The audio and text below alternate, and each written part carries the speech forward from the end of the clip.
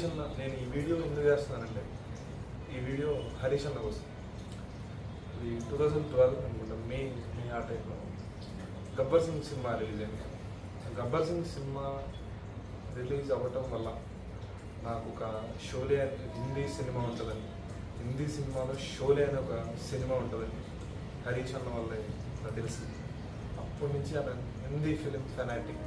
And if you are Hindi film fan, you are an Amitabh Bachchan fan. And షోలేకి మనం హరీష్ అన్నకి అజరాబాద్కి సంబంధం ఉంది. ఎందుకంటే ప్రతి సినిమాలో ఏదో షోలే గురించి కానీ షోలే అంటే పిచ్చి.